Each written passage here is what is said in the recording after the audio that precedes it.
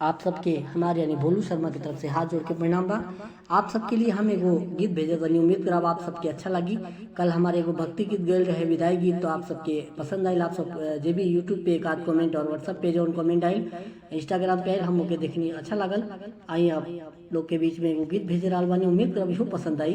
तो हमार channel Bholu Sharma official के आप सब यूट्यूब पे सब्सक्राइब करब, लाइक करब, बेल आइकन के बटन के दबाई, और गाना अच्छा लगता तो शेयर जरूर करब। और गाना में कोनो त्रुटि बात हो गया आप लोग क्षमा भी करब, और कमेंट में जरूर लिखब कि गाना आप लोग के कैसन लगता। ऐसे हमार मनोबल बढ़ेला और आप लोग अपन आशीर्वाद बनाए रखब। पर हाथ जोड़ के विनती बा, एगो कमेंट जरूर करब। आई गाना के हम स्टार्ट करतनी।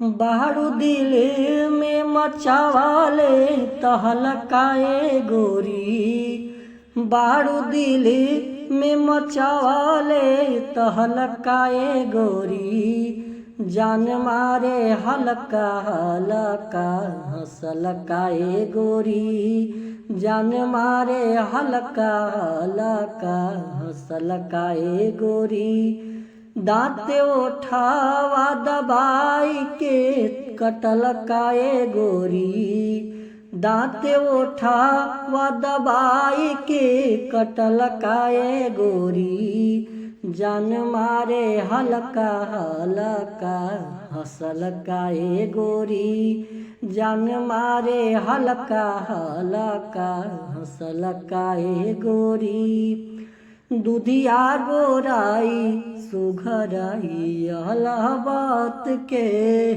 राम जी बनवले तोहके सब कासे हाट के, दूधिया गोराई सुघराई अलाहाबाद के, राम जी बनवले तोहके सब कासे हाट के, झाझर ओढ़ानी से तहारो झकलकाए गोरी, झाझर ओढ़ानी से तहारो झकलकाए गोरी, जान मारे हलका हलका हंसलकाए गोरी, जान मारे हलका हलका हंसलकाए गोरी, रोज रोज रतिया में देखी तो हर सपना, दिनवा में तो हरे के करी ले कल्पना,